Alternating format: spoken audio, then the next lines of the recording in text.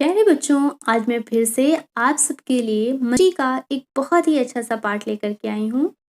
इस पाठ का नाम है नीड़ का निर्माण फिर और ये हरिवंश राय बच्चन जी की एक बहुत प्यारी सी कविता है, जिसमें उन्होंने हम सबको प्रेरणा दी है कि हमें जीवन की कठिनाइयों से सदैव लड़ना चाहिए और सब कुछ नष्ट हो जाने के बाद भी हमें फिर से नया निर्माण करने के लिए सदैव प्रेरित रहना चाहिए।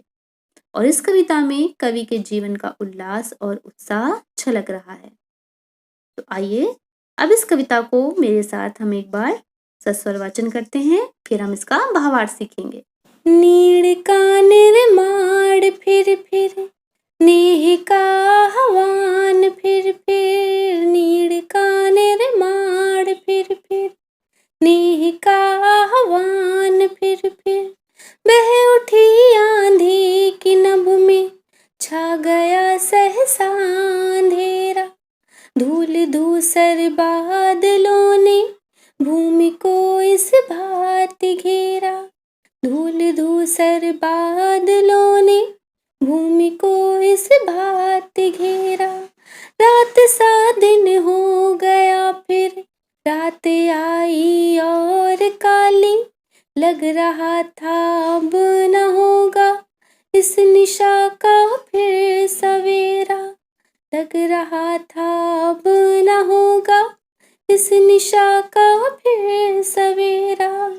रात के उत्पात भय से भीत जन भीत कड़कड़, किंतु प्राची से उषा की मोहिनी मुस्कान फिर नीड़ का निर्माण फिर नेह का आह्वान फिर नीड़ का निर्माण फिर नेह का आह्वान फिर।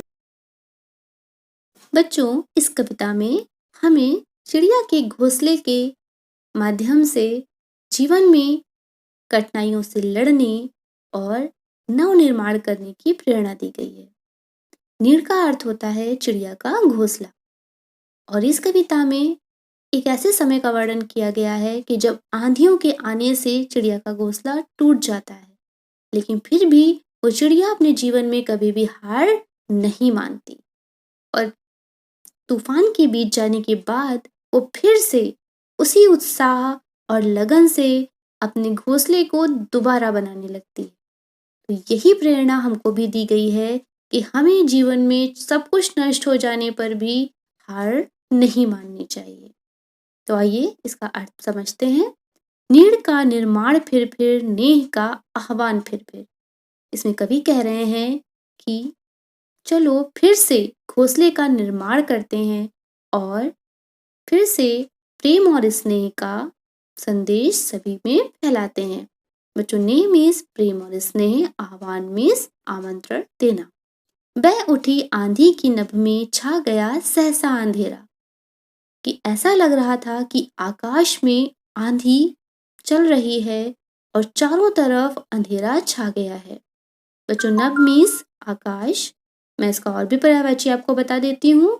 आकाश का पर्यायवाची नभ, गगन, अंबर, व्योम।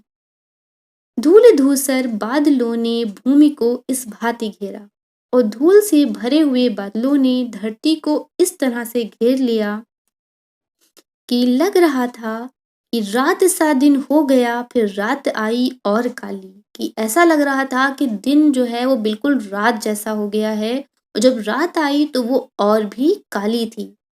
ऐसा लगने लगा था कि अब इस रात का कभी भी सवेरा नहीं होगा। बच्चों, निशा मीन्स होता है रात। निशा रात का पर्यायवाची मैं आपको और बता दूं। रात का पर्यायवाची है निशा, रात्रि, रजनी। रात की उत्पात भय से भीत जन भीत कड़कड़, और जब ये रात का उत्पात आया तो इतना लोग जो थे, जन मीन्स लोग, बहुत ज्यादा डर गए। किंतु प्राची से उषा की मोहिनी मुस्कान फिर। प्राची कहते हैं पूर्व दिशा को, और उषा काल जब सूर्य जो है वो निकलता है तो वो समय होता है उषा काल। लेकिन जब सुबह हुई तो पूर्व दिशा से सूरज जो था वो अपनी मोहिनी मुस्कान के साथ फिर से उदय हुआ, और रात का अंधकार जो सूरज के प्रकाश से दूर हो गया। तो चलो फिर से नीड़ का निर्माण करते हैं और प्रेम और स्नेह का आह्वान फिर से करते हैं। बच्चों, ये बहुत अच्छी कविता है और इसमें कई जगह पर अनुप्रास अलंकार का प्रयोग हुआ है। अनुप्रास अलंकार वो होता है जिसमें एक ही वर्ण या अक्षर कई बार एक से अधिक बार आता है या उसकी एक से अधिक बार आवृत्ति होती है। जैसे इसमें भीत जन जन या भीत कड़ कड़, का और जा अक्षर एक से अधिक बार आया, इसलिए यहाँ इसमें अनुप्रास अलंकार है। बच्चों, अब हम अगले पद्यांश का सस्वर वाचन करेंगे और फिर उसका भावार्थ सीखेंगे।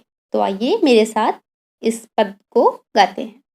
बह चले झोंके की कापे भीम कायावान भूधर, बह चले झोंके की कापे भीम कायावान भूधर, जड़ समेत उखड़ पुखड़ कर गिर पड़े टूटे विटपवर, जड़ समेत उखड़ पुखड़ कर गिर पड़े टूटे विटपवर, हाय तिनकों से विनिर्मित घोंसलों पर क्या न बीती, डगमगाए जब कि कंकड़ ईंट पत्थर के महल पर, बोले आशा के विहंगम किस जगह पर तू छिपा था, बोले आशा के विहंगम किस जगह पर तू छिपा था, जो गगन पर चढ़ उठाता गर्व से निज वक्ष फिर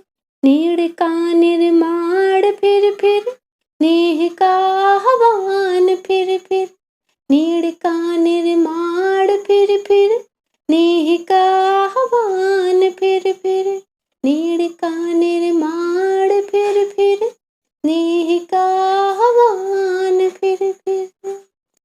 बह चले झोंके की कापे भीम काया वान भूधर। भूधर का अर्थ है बच्चों पहाड़। भीम कायावान बहुत बड़े शरीर वाले बड़े बड़े जो पहाड़ थे वो भी हवा की झोंकों से कांप उठे, जड़ समेत उखड़ पुखड़ कर गिर पड़े टूटे विटप पर। विटप का अर्थ है वृक्ष या पेड़, यहाँ पे विटप का पर्यायवाची भी हो गया पेड़, वृक्ष, विटप, पादप, तरु, ये पेड़ के पर्यायवाची हैं। और इतनी तेज हवा चली कि जड़ सहित पेड़ जो थे वो उखड़ करके गिर पड़े, हाय तिनकों से विनिर्मित घोंसलों पर क्या न बीती।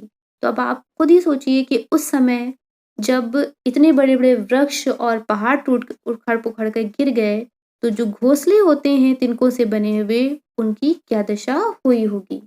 हमारे अंदर की जो निराशा होती है वो हमें किसी भी परिस्थिति से बाहर आने में रोकती है।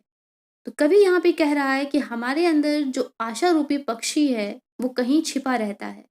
तो ऐसे तूफान का जो समय होता है उस समय ये आशा रूपी पक्षी ही हमें उन कठिनाइयों से बाहर निकालता है कि हाँ, ये आशा रूपी पक्षी तू किस जगह पे छिपा था जो इतने तूफान में भी आकाश में चढ़ करके बार बार अपने पक्ष को गर्व से फैला करके प्रेम और स्नेह का आह्वान कर रहा था।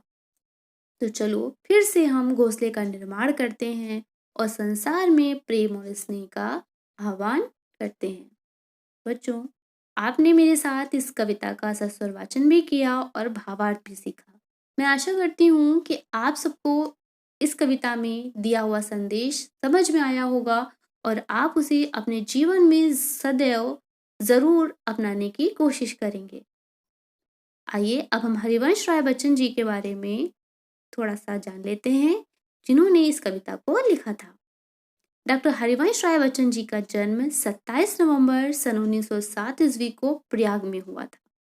इनकी रचनाओं में जो प्रमुख रचनाएं हैं वो है मधुशाला, मधु कलश, निशा निमंत्रण, एकांत संगीत, सतरंगिणी, क्या भूलूं क्या याद करूं, बहुत प्रसिद्ध हैं।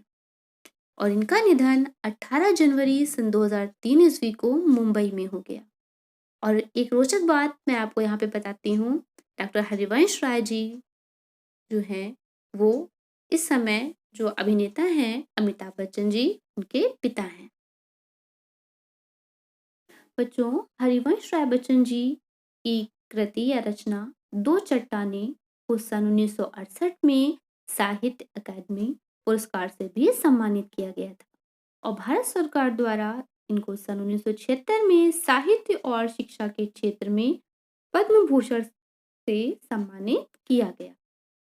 तो आप सब इस कविता का भावार्थ पढ़िए और समझिए। धन्यवाद।